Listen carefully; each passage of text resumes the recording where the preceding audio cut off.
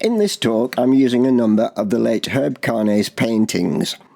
With the work Herb did for Hawaiian culture and the Polynesian Voyaging Society, together with a great generosity and humanity, to me, he was a king among Hawaiians, and I thank him for allowing me the use of his paintings.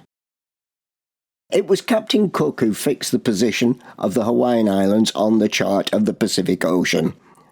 The Spanish had been there on more than one occasion before Cook, having come across the islands whilst pursuing their trade routes between Acapulco and Manila for the previous 200 years, taking silver from Central America to be exchanged for the silks, spices and precious stones of Asia.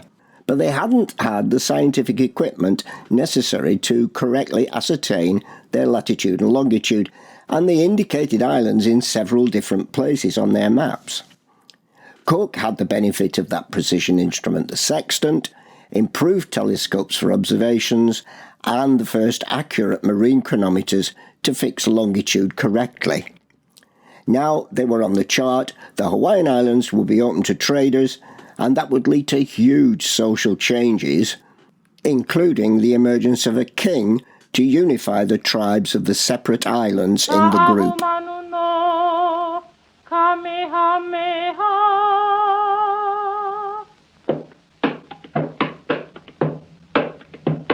Haio ohanala, haio ohanala.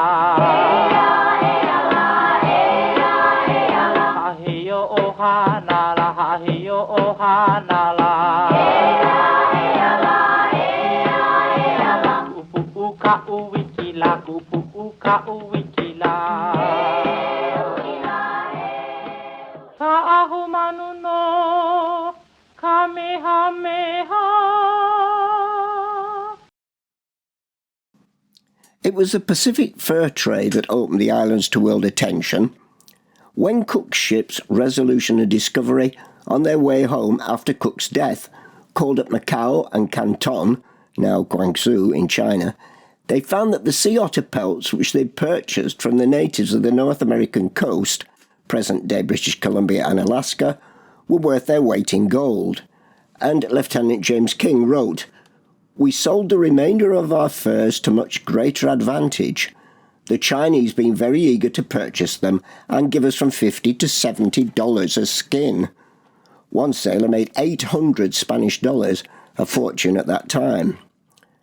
King went on, "The rage which our sailors were possessed to return to where the furs had been bought and buy another cargo of skins to make their fortunes was not far short of mutiny, and in fact 2 men deserted from Resolution with the ship's cutter and were never seen again." It was one Captain John Mears, who will enter our story again shortly, who wrote in 1790, "To Captain Cook we are indebted for the commerce of the northwest coast of America and its profitable application to the China market." Well, neither the Spanish nor the Alaskan Russians had realised the true value of this trade, but the British, with trading post or factory at Canton, saw it as a golden opportunity, and with Hawaii now on the map in mid-Pacific, they had an ideal provisioning stop. With a cargo of hatchets, cloth, trinkets and other trade goods, a trader could sail into the Pacific, stop at the Sandwich Islands, as Cook had first named them, for provisions and water, before continuing to Northwest America for furs. If a full cargo couldn't be bought in one summer, the ship might return to the islands for the winter, then head back to the northwest coast for another summer's trading, and then with a full cargo, the trader would head to China, sell the furs, invest the monies in tea, silk and porcelain, and he would sail home with his fortune made.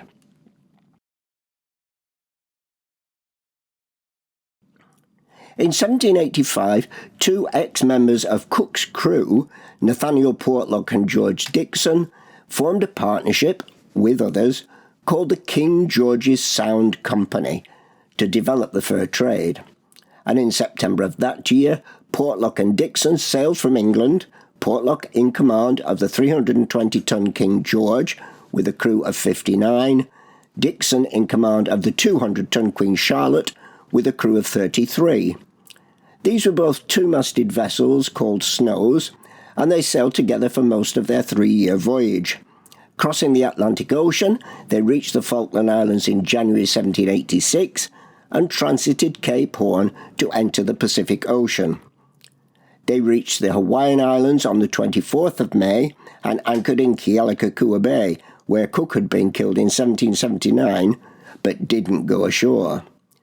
They took on fresh food at other Hawaiian islands and proceeded on to what is now Alaska.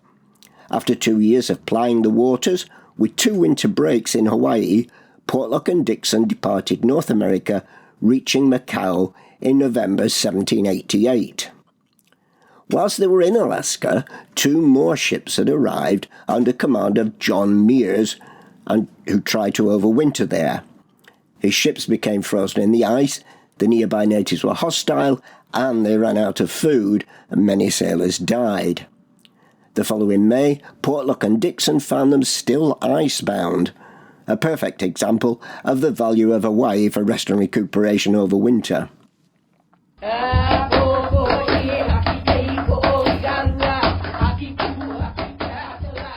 Meares took the chief of Kauai, Kaiana, to Canton, where the 6'5" tall, broad and muscular Hawaiian, in his red and yellow feathered cape and helmet, looked like a giant to the Chinese. After visiting the Philippines and Alaska, Kaiana returned to his home island, landing on the Big Island.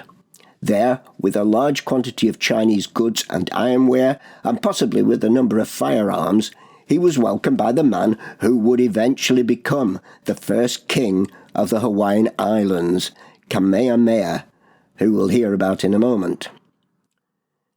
By 1787, 2 years before Kaiana returned, 7 ships had arrived at the Hawaiian Islands, and numbers would increase rapidly year on year. The island chiefs quickly joined the provisioning business, but whilst iron nails had been the desired currency in Cook's day, now the chiefs wanted gunpowder and firearms. Cook and his men had met Kamehameha back in 1779, when he was young and a formidable warrior aged about 20. James King wrote that he had as savage a looking face as ever I saw, but that his wild appearance contrasted with his disposition, which was good-natured and humorous. Captain Clark referred to him as an old friend of mine before leaving the bay. In the days immediately after Cook's death in Kealakekua Bay, Kamehameha had been injured by splinters from the impact of a cannonball, but he was much more than a warrior. The Europeans were unsure of his specific status at that time. Whilst appreciating that he was a chief, they didn't realise that he was the nephew of High Chief Kalani'opa'u. And when his uncle died in 1782, Kamehameha inherited custody of the island's war god, Ku, whilst Kalani'opa'u gave his own son, Kiwala'o, his chieftainship over the islands. After defeating Kiwala'o in a sea battle, Kamehameha now had control of the best anchorages in the islands, at Kealakekua Bay and Kailua on the leeward side of the Big Island, and he had the intelligence to exploit this. Just incidentally, Pearl Harbor on Oahu couldn't be seen from offshore and wasn't known to foreigners till 1794. While some Hawaiian chiefs would use force to obtain what they couldn't get by trade, Kamehameha's friendly and businesslike manner towards foreigners gave him a good reputation among ship's captains. So Kamehameha held all the aces. He could control trade into the islands and stockpile arms while stopping rival chiefs from doing the same. So he would now look to the other islands of the Hawaiian chain.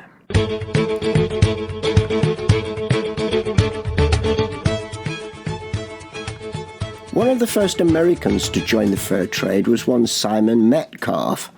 He'd actually been born in Yorkshire, England, but fought on the side of the US in the Revolutionary War and now lived in Albany.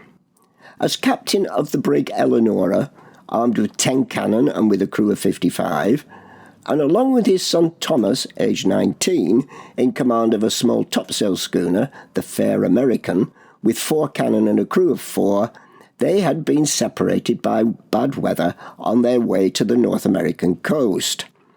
The Fair American, damaged in a storm, was apprehended by the Spanish in Nootka Sound. The Spanish were still trying to lay claim to all the North Pacific coast of the Americas and stop British incursions. Simon Metcalfe's Eleanora arrived just in time to see what happened and bore away directly for Hawaii in the hope that the Fair American would be released and rendezvous in the Hawaiian Islands in due course. And Thomas and the Fair American were released as soon as the Spanish realised that he wasn't English. The US had survived a war with Britain, Spain's enemy effectively, so on the basis that my enemy's enemy is my friend, the Spanish were friendly towards US citizens, helping Thomas with repair and supplies in this case. The Fair American found a fair wind for Hawaii. In the meantime, Simon Metcalfe and the Eleanora arrived in Maui and began trading for supplies. Arguments began, and in the night one of the sailors was killed. Metcalfe, with his 10 cannon, waited for a large number of canoes to come alongside, and then fired grape shot among them, and more than 100 Hawaiians were killed. Eleanora then sailed to the Big Island, where Simon fell out with one of Kamehameha's senior officials, Kameiamoku, striking him, an intolerable insult. Well, Kameiamoku's vengeance would be to capture the next foreign ship that came by, which happened to be the Fair American.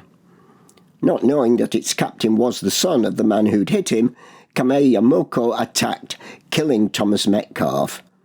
The only survivor was the mate, Isaac Davis, wounded and temporarily blinded, but spared because of his courage in battle.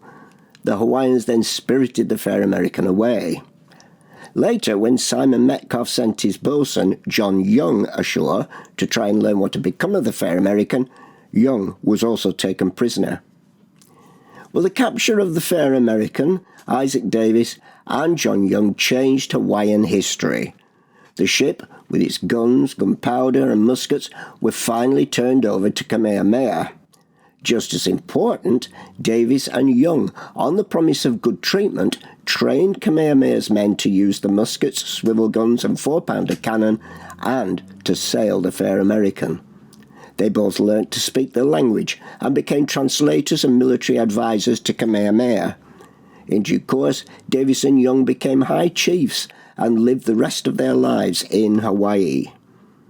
Young was named Olohano because of his habit of shouting "all hands" during training, and this later became a battle cry.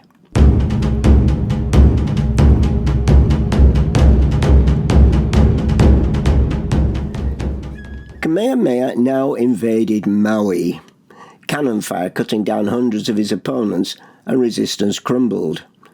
Moving on to Molokai, though, things started to turn against him. A rival, Kiowa, proclaimed himself in the south of the Big Island, and Kamehameha was forced to return and confront him.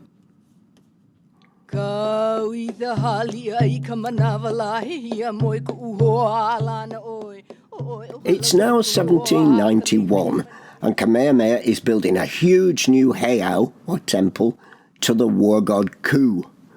But it is more than just a temple. It's a citadel, a fortress, and this is effectively psychological warfare, because it shows to all rivals that Kamehameha is invoking Ku. Ku will be on Kamehameha's side. The chiefs of Oahu, Molokai, and Kauai are not only worried, but actually put aside their own differences to oppose Kamehameha. But another of the Hawaiian pantheon also seems to be helping him. Pele, the goddess of the volcano. An eruption destroys a third of Kamehameha's rivals' army. Well, it's now time for the other islands to act before the heiau is completed. They launch a fleet of war canoes and strike at the green valley of Waimanu. But Kamehameha had the Fair American and its cannon. The sea battle was known as Kepu Wahu Laula, the Battle of the Red-Mouthed Gun, and that title really tells you all you need to know of the fighting. Without that little schooner and the help of Young and Davies, Kamehameha might well have lost the day and his life in the shark-filled waters off the valley. And without a chief powerful to bring the islands under one rule, the subsequent history of Hawaii would have been very different. Well, Kamehameha now completed the heiau at Pukekohe.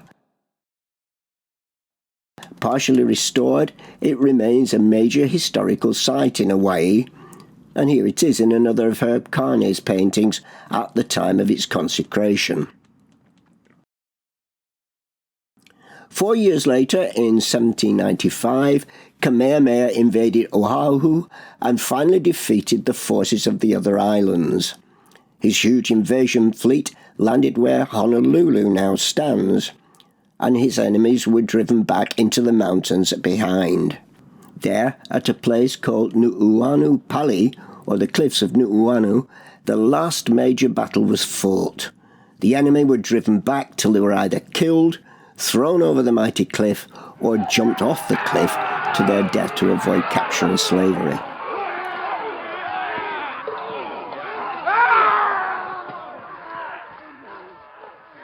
Oahu was now added to Kamehameha's domain, with John Young left in place as governor on Kamehameha's behalf. Within a few years, the other islands in the chain had also ceded to Kamehameha. So Kamehameha bestrides the islands. But we have to keep someone else in view, the ghost of Captain Cook. Because, as I said, Cook fixed Hawaii on the chart, and then two of his men, Portlock and Dixon, in needing a place to overwinter and resupply after trading furs on the North American coast, used Hawaii as a base, which then encouraged more traders to visit, and the Metcalfe father and son then played an unwitting part in arming Kamehameha and leaving two British sailors who helped him to become king.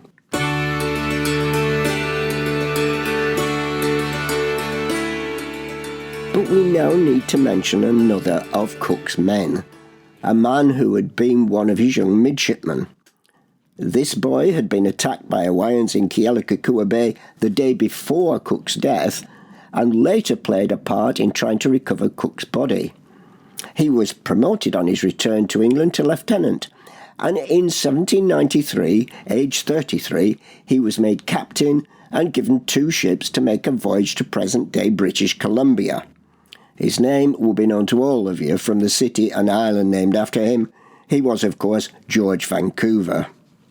Well, Vancouver's voyage was to negotiate with the Spanish the rival claims that the two nations had over Nootka Sound, and then to continue the exploration of the coastline begun by Cook over 13 years before. This exploration would take 3 years, and each winter was spent in the Hawaiian Islands, which Vancouver also charted. It's clear from Vancouver's journal and other accounts of events in Hawaii in 1792 that neither Vancouver nor the Hawaiians were completely confident of the goodwill of each other. I mean, not surprising, given that the last time Vancouver had been there, his commander had been killed. On Hawaii, he found that the people refused to trade except for arms and ammunitions, to which Vancouver would not agree. But from a meeting he had with Kamehameha, he noted in his journal that he was agreeably surprised to finding that his riper years had softened that stern ferocity which his younger days had exhibited, and had changed his general deportment to an address characteristic of an open, cheerful, and sensible mind, combined with great generosity and goodness of disposition. When Kamehameha came aboard the ship, he took Vancouver's hand and demanded if we were sincerely his friends, to which Vancouver answered in the affirmative. Kamehameha then said he understood we belonged to King George, and asked if he was likewise his friend. On receiving a satisfactory answer to this question, he declared that he was our firm good friend, and according to the custom of the country, in testimony of the sincerity of our declarations, we saluted by touching noses. Vancouver also met Isaac Young and John Davis and gave them a letter testifying that Kamehameha, with the generality of chiefs and the whole of the lower order of people, have conducted themselves towards us with the strictest honest civility and friendly attention. When Vancouver returned to Hawaii for the very last time, Kamehameha assembled the principal chiefs from all over the island for a meeting at Kealakekua. There they discussed a treaty to give British protection for Hawaiians from unscrupulous traders and predatory foreign powers. It will be achieved through the secession of the islands of Hawaii to Great Britain. Vancouver wrote, Kamehameha opened the business in a speech which he delivered with great moderation and equal firmness. He explained the reasons that had induced him to offer the island to the protection of Great Britain, and recounted the numerous advantages that himself, the chiefs, and the people were likely to derive by the surrender they were about to make. The chiefs stated clearly that this secession was not to alter their religion, economy, or government, and that Kamehameha, the chiefs and priests, were to continue as usual to officiate with the same authority. The king repeated his former proposition, which was now unanimously approved of, and the whole party declared their consent by saying they were no longer Tanata no Hawaii, the people of Hawaii, but Tanata no Britannia, the people of Britain. To commemorate the event, an inscription on copper was made stating, on the 25th of February, 1794, Kamehameha, King of Hawaii, in council with the principal chiefs of the island, assembled on board His Britannic Majesty's sloop Discovery in Karakakua Bay, in the presence of George Vancouver, commander of the said sloop, and the other officers of the ships. After due consideration, unanimously ceded the island of Hawaii to His Britannic Majesty, and acknowledged themselves to be subjects of Great Britain. And Vancouver then noted in his journal, thus concluded the ceremonies of seceding the island of Hawaii to the British Crown. But whether this addition to the empire will ever be of importance to Great Britain, or whether the surrender of the island will ever be attended with any additional happiness to its people, time alone must determine. The British government did not receive a copy of the secession till after Vancouver's return to England a year later, and then the British Parliament never acted on it. They had a good excuse, however, as Britain was now at war with revolutionary France. But what might have been?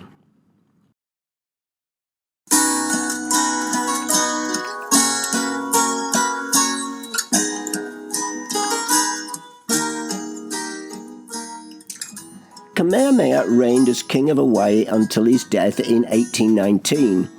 He turned from being a local warlord into a good and just ruler. As per ancient custom, his body was buried in a hidden location because his mana, or spiritual power, was considered to be sacred. His final resting place remains unknown. But he had started a dynasty. His eldest son, Liholiho, became Kamehameha II. He and his queen travelled to Great Britain in 1823 and died of measles in London in 1824 before meeting King George IV. The Kamehameha line ran through to 1872 before the kingship passed outside the immediate family. The crown then ran through to Queen Liliuokalani, who was not a direct descendant from Kamehameha, who reigned from 1891 until she was ousted by a pro-American contingent of her government 2 years later. What was then renamed as the Government of the Republic of Hawaii placed the former queen under house arrest at the Iolani Palace. Attempts were made to restore the monarchy and oppose annexation to the United States, but with the outbreak of the Spanish-American War in 1898, the United States unilaterally annexed the Republic of Hawaii. Liliuokalani died in Honolulu in November 1917. She's fondly remembered by many Hawaiians as the writer of that most famous of Hawaiian songs, Aloha E.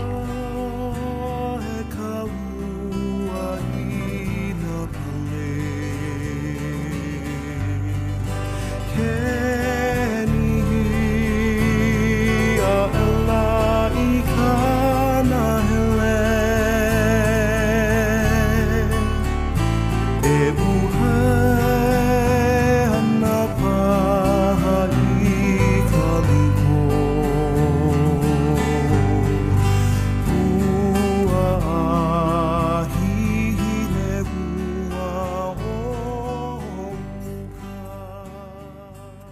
But back to Kamehameha. It's said that amongst all the presents exchanged between the captain and the king, Vancouver gave Kamehameha a flag, a red ensign, and that Kamehameha prized this flag and in 1816 added stripes to it to represent all the islands over which he was now king. And that is why the state flag of Hawaii still carries the Union Jack in the corner. Today you can still see that flag flying. It's now the flag of the US state of Hawaii, and as such I was told it must always be flown alongside and slightly lower than the Stars and Stripes in all but two places in Hawaii. The first is atop the Old Royal Palace in Oahu, and the other is in Kohala, Kamehameha's birthplace on the Big Island of Hawaii. Well, I think it's quite amazing to see just what influence British sailors had on these wonderful islands and how they helped create the first king of Hawaii. Hope you've enjoyed the trip. Ahio ohanala, ahio ohanala. Ahio ohanala, ahio ohanala. Uka uwikila, uka uwikila. Ka ahu manu no Kamehameha.